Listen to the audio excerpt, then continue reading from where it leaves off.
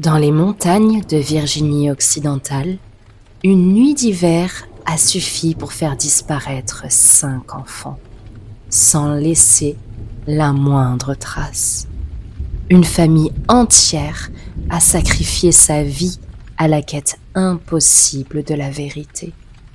Installez-vous et faisons face ensemble au comble de l'horreur.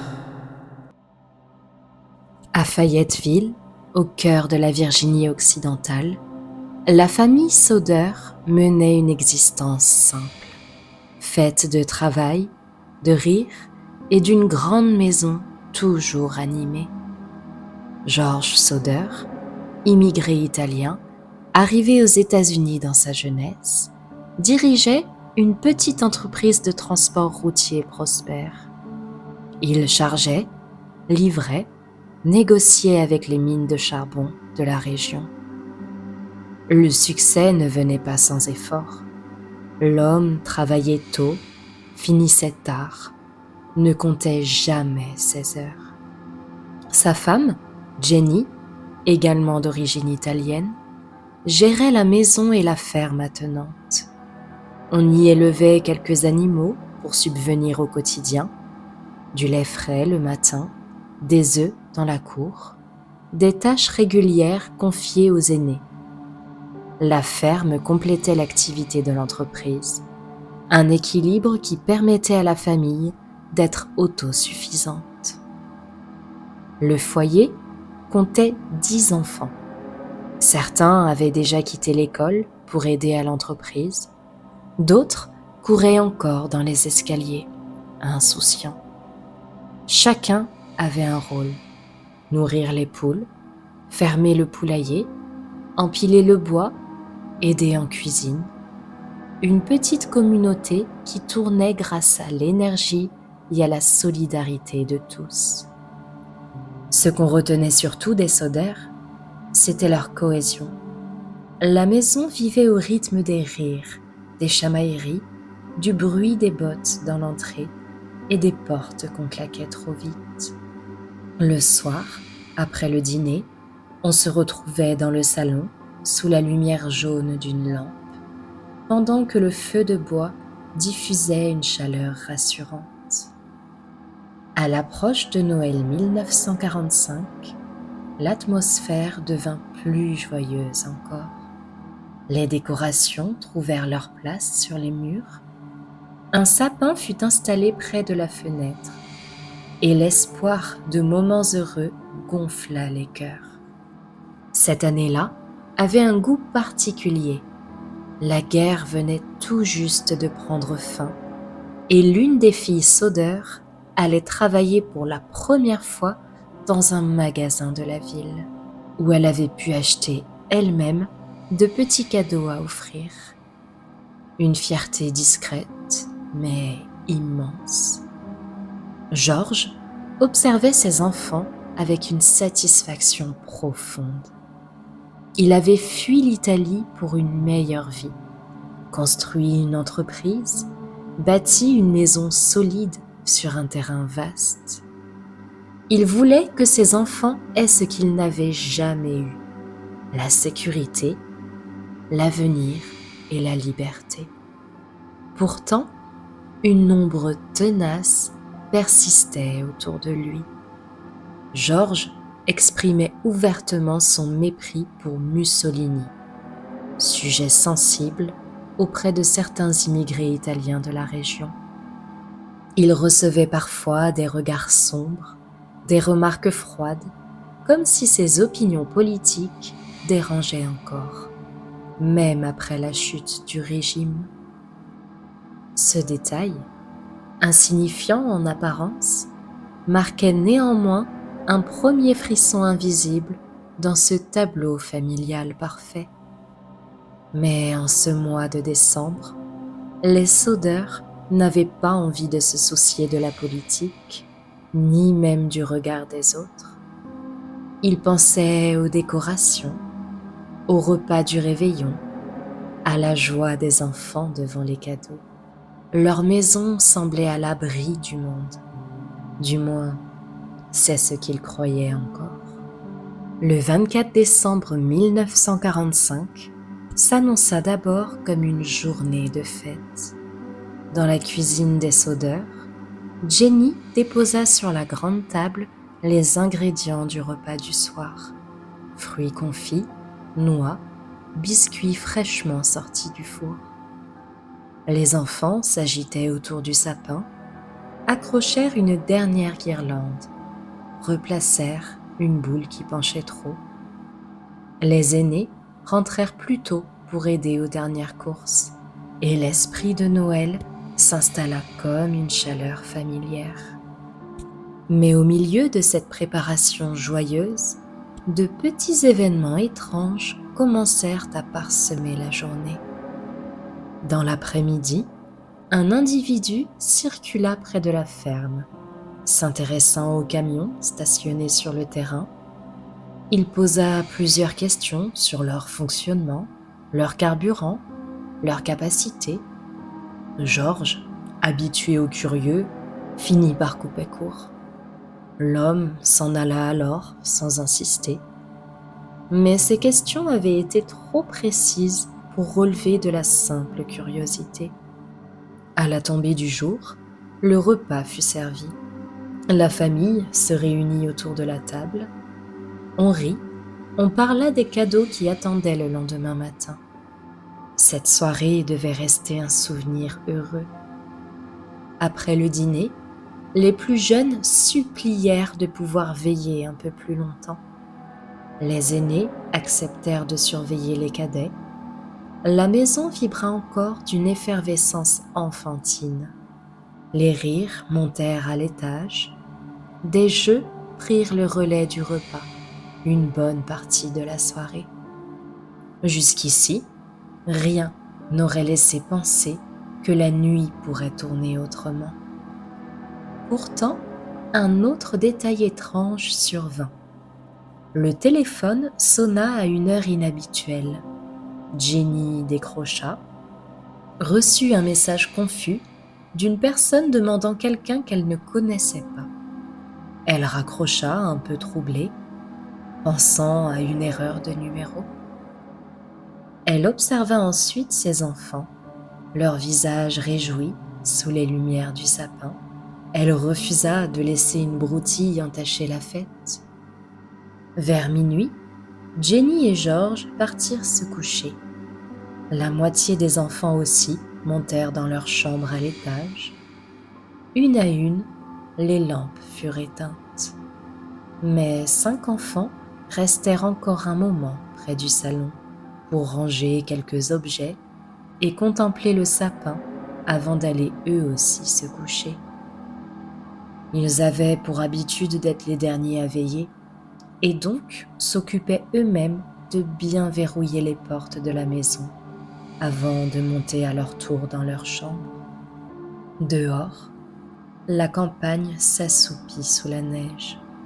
Dedans, la chaleur du poêle se répandait lentement, garantissant une nuit paisible. Rien ne semblait perturber la magie de ce réveillon. La maison s'endormit et avec elle, l'illusion que tout allait bien. La maison reposait dans un silence épais lorsque Jenny ouvrit les yeux. Elle ne savait pas ce qui l'avait tirée du sommeil, ni rêve, ni bruit clair, seulement une sensation diffuse d'inquiétude. Le réveillon venait tout juste de s'éteindre et le calme aurait dû être apaisant, mais quelque chose clochait. Elle descendit l'escalier dans la pénombre pour se servir un verre d'eau dans la cuisine. Et c'est alors qu'elle nota plusieurs détails étranges. Les lumières du salon brillaient encore, la radio était restée allumée et la porte d'entrée n'était pas verrouillée. Les rideaux n'avaient pas été tirés non plus. Pour Jenny, tout cela était inhabituel. Les aînés qui avaient veillé étaient normalement chargés d'éteindre et de tout sécuriser avant de monter se coucher. Elle coupa alors les lampes, jeta un œil vers l'extérieur où rien ne bougeait, puis remonta se glisser dans son lit. Georges, lui, dormait profondément, et la maison semblait à nouveau stable, comme si l'étrangeté n'avait été qu'un moment d'oubli après la fête. Quelques minutes plus tard, un bruit sourd retentit sur le toit. Un choc net, unique, comme si un objet lourd avait rebondi sur les tuiles avant de dévaler. Jenny sursauta, retint son souffle, puis tout redevint silencieux. Elle pensa à une branche tombée ou à la neige qui glissait et tenta de se rendormir, malgré une alarme intérieure difficile à faire taire. Ce fut l'odeur qui la réveilla. Ce fut l'odeur qui la réveilla pour de bon. Une odeur âcre, d'abord légère, qui devint en quelques secondes irrespirable. Jenny se redressa brusquement. De la fumée s'insinuait déjà sous la porte de leur chambre. Elle se précipita à l'escalier. Les flammes dévoraient déjà le cabinet de travail de Georges, à l'endroit exact où le téléphone était raccordé. Et ce téléphone ne fonctionnait plus. La ligne avait été coupée. Impossible d'appeler les pompiers. Dans une panique instantanée, elle réveilla Georges. Celui-ci rejoignit le couloir enfumé, ordonna de faire descendre tous ceux qui pouvaient encore sortir. Les plus grands furent réveillés en catastrophe et ils réussirent à gagner la sortie, enveloppés de fumée, aveuglés par la chaleur. Mais au dernier étage, 5 enfants dormaient toujours.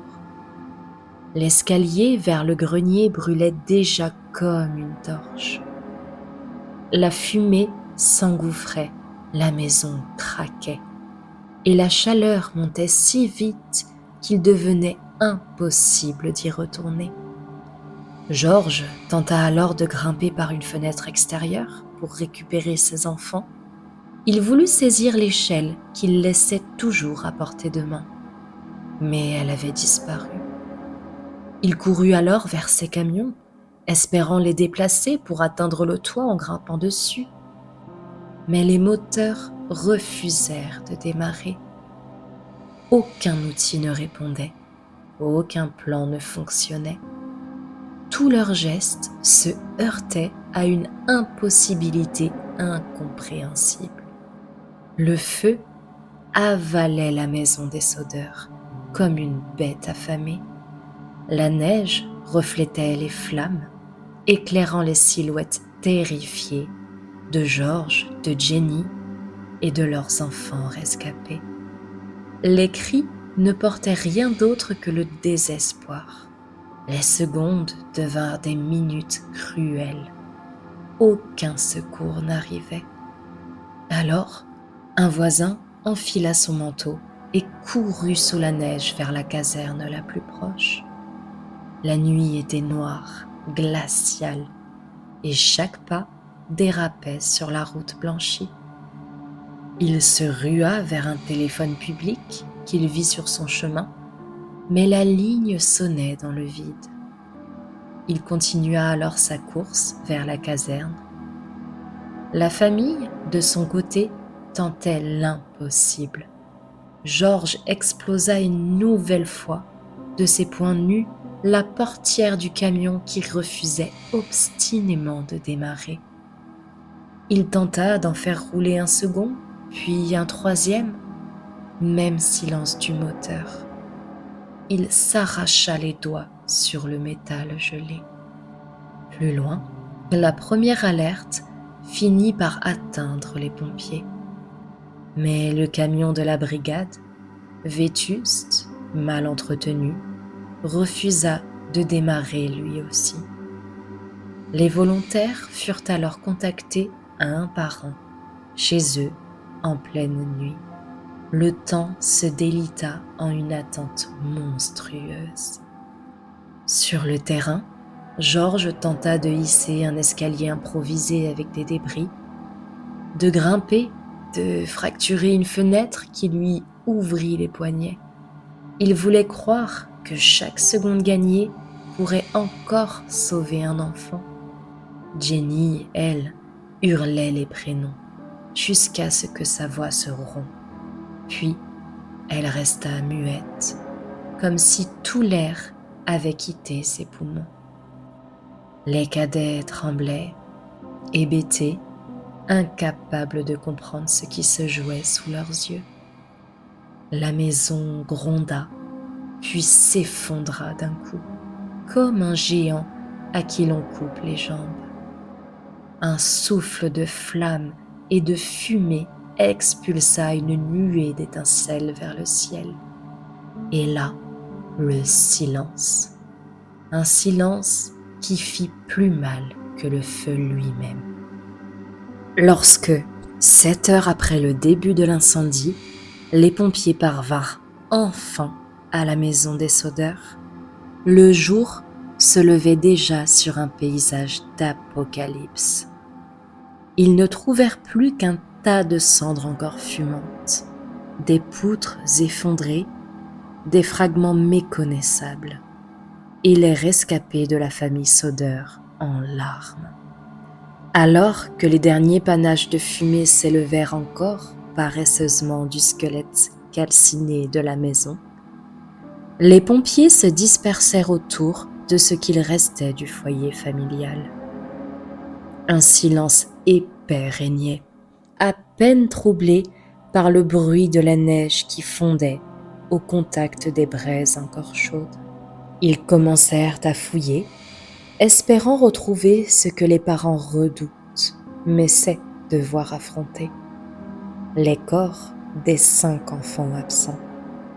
Georges, le visage noirci par la suie et déformé par l'angoisse, observait chacun de leurs gestes, priant en silence sans même savoir s'il espérait une découverte ou le contraire. Les heures avancèrent, l'aube laissa place à la matinée, et toujours rien.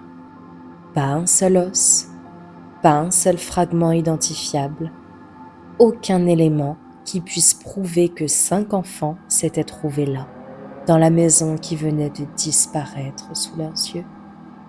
Un pompier finit par suggérer que la chaleur extrême avait pu réduire les corps en cendres.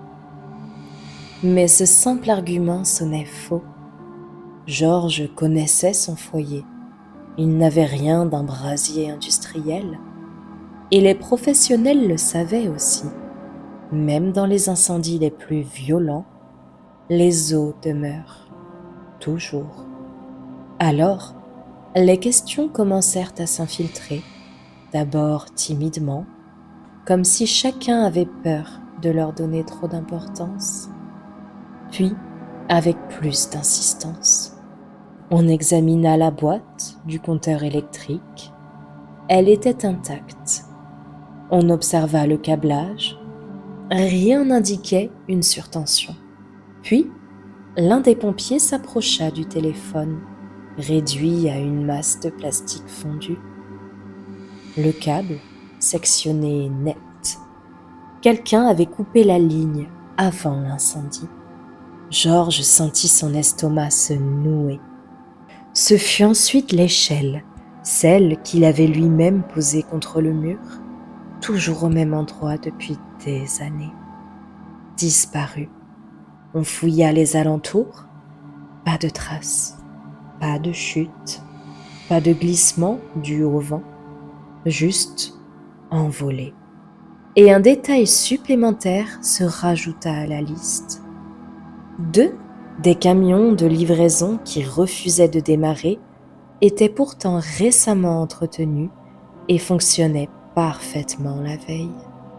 Et puis, il y eut cette décision prise sans logique. Alors que l'enquête n'en était qu'à son commencement, alors que rien n'avait été prouvé, on ordonna déjà qu'une pelleteuse vienne raser les décombres et disperser les cendres.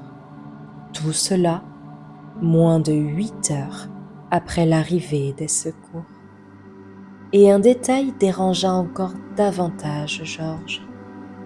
Le chef des pompiers, dépêché sur place, n'était autre que le même homme qu'il avait renvoyé quelques mois plus tôt de son entreprise. Un ancien employé dont le renvoi s'était très mal passé.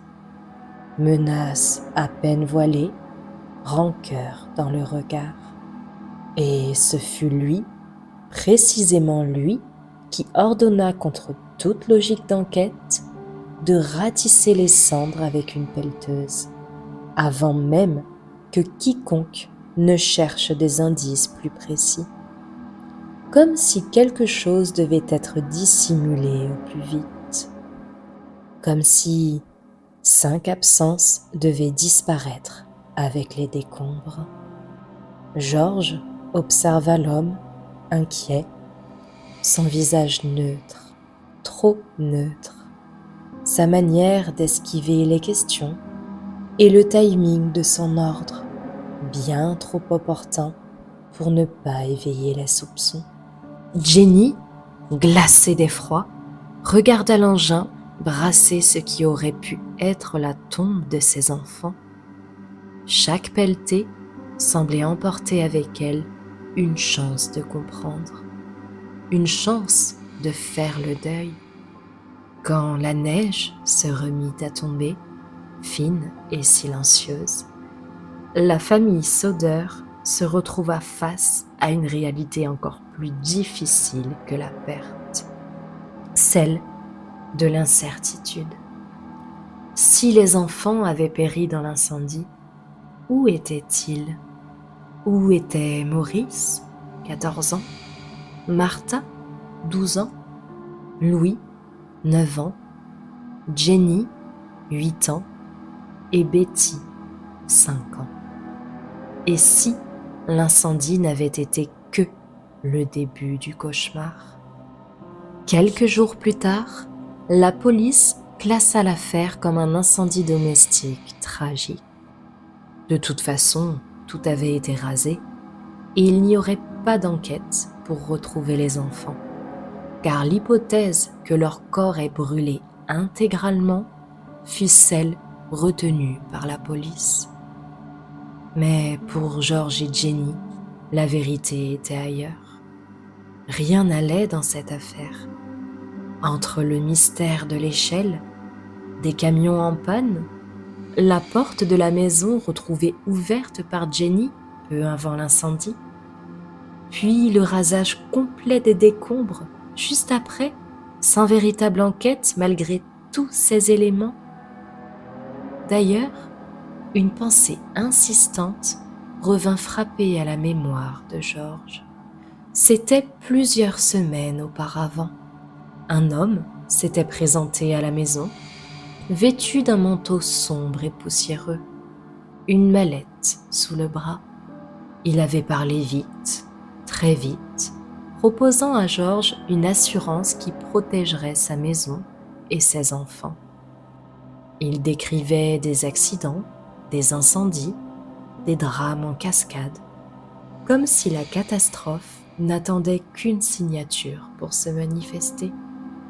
Georges avait refusé, d'un ton ferme, mais sans arrogance. Dans cette maison qu'il avait bâtie de ses mains, il ne voulait pas s'endetter davantage. Et puis, il ne croyait pas au discours alarmiste des vendeurs de porte-à-porte.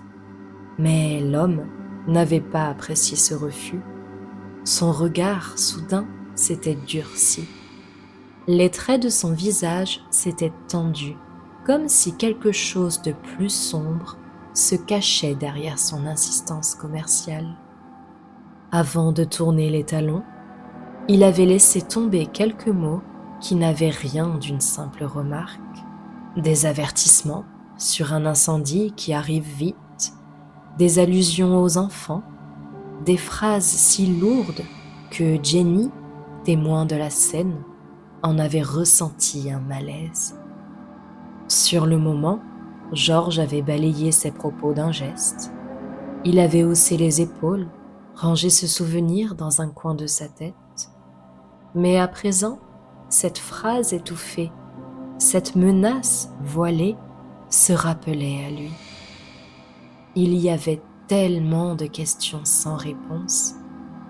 Peut-être restait-il un espoir de retrouver les enfants, car pour eux c'était impossible que les 5 corps aient totalement disparu dans les flammes. D'ailleurs, les 5 enfants disparus étaient ceux qui avaient veillé tard ce soir-là et qui, visiblement, n'avaient pas fermé la porte ni éteint la lumière cette nuit-là. Alors, parmi les pistes qui obsédaient les Sodeur, l'une revenait sans cesse. Et si quelqu'un du coin avait enlevé leurs enfants?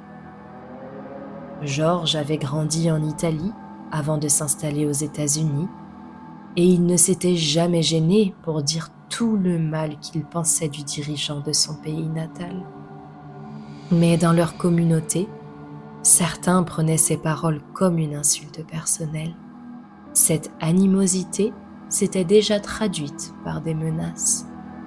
Alors, pour George et Jenny, l'idée qu'une vengeance locale se cache derrière l'incendie et la disparition des 5 enfants devint soudain bien plus plausible qu'un simple accident domestique. Ce mystère vivant, cette possibilité que ces 5 enfants soient encore quelque part, tout cela entraîna George dans une quête sans retour. Jour après jour, il écrivit des lettres à tous les services possibles. Police d'État, FBI, association de victimes. Quelques réponses polies au début, puis le silence. Alors, George et Jenny prirent les choses en main. Ils enquêteraient eux-mêmes. Ils firent imprimer des milliers de tracts portant les visages de leurs 5 enfants et les envoyèrent à travers tout le pays. Chaque photo devenait une prière, une bouteille à la mer. Puis, George fit ériger un immense panneau en bordure de route, visible de tous les voyageurs. On pouvait y lire, en lettres serrées, leurs supplications. Aidez-nous à retrouver Maurice, Martha, Louis, Jenny et Betty. À côté de la récompense, réactualisée au fil des années, malgré les finances qui s'effondraient. Très vite, les témoignages commencèrent à affluer. Une femme rapporta avoir vu, dans une voiture garée près de la maison, des silhouettes d'enfants regardant le brasier sans un mot. Elle pensa sur le moment à de simples curieux réveillés par la lumière. Mais si c'était eux? Une serveuse d'un diner à Charleston, à 80 km de là, affirma avoir servi 5 enfants accompagnés de 2 adultes le lendemain de la nuit du feu.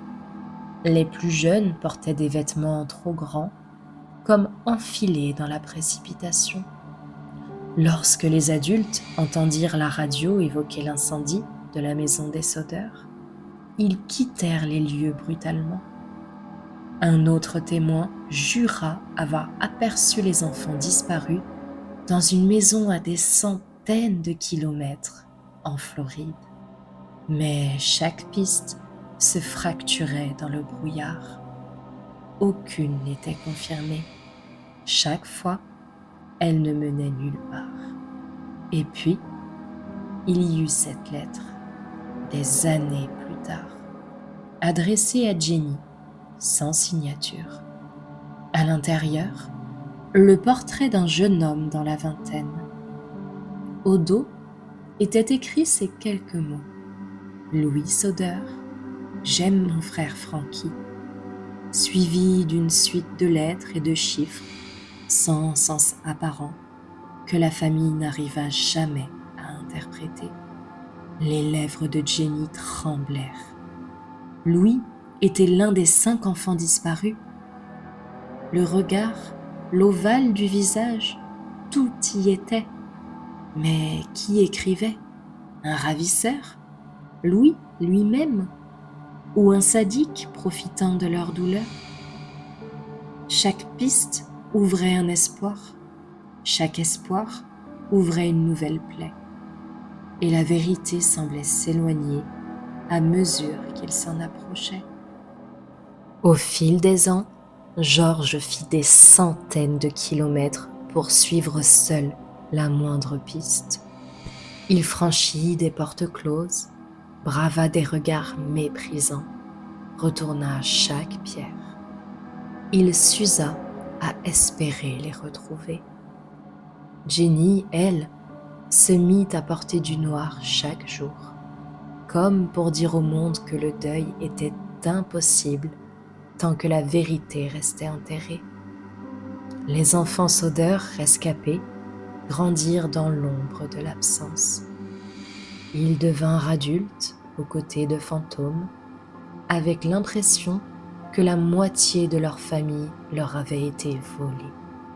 Les années défilaient, les témoins disparaissaient, mais Georges continuait, même lorsque la santé l'abandonnait. Il refusa de mourir sans savoir, mais la vérité ne se montra jamais. Et lorsqu'il s'éteignit, en 1969, c'était le cœur en suspens, comme si son dernier souffle appelait encore le prénom de ses enfants. Après la mort de Georges, Jenny resta seule à porter le poids du doute. Elle garda le panneau au bord de la route, bien entretenu, comme un cimetière sans tombe. Chaque matin, elle venait vérifier les lettres, les appels, les rares pistes encore vivantes. Elle n'abandonna rien. Elle s'éteignit à son tour en 1989 dans la maison familiale reconstruite juste à côté des ruines de l'ancienne. Jusqu'à son dernier souffle, elle conserva dans sa chambre les portraits alignés de ses 5 enfants disparus, veillant sur eux comme on protège une flamme fragile. Après elle, les enfants survivants reprirent le flambeau. Ils continuèrent d'enquêter, d'espérer, de réclamer la vérité. Ils firent analyser des fragments d'ossements retrouvés des décennies plus tard. Mais les résultats n'apportèrent ni confirmation, ni répit. Seulement des zones d'ombre plus épaisses. Aujourd'hui encore, la disparition des 5 enfants Soder demeure l'un des mystères les plus déroutants de l'histoire américaine. Un puzzle auquel il manque exactement 5 pièces.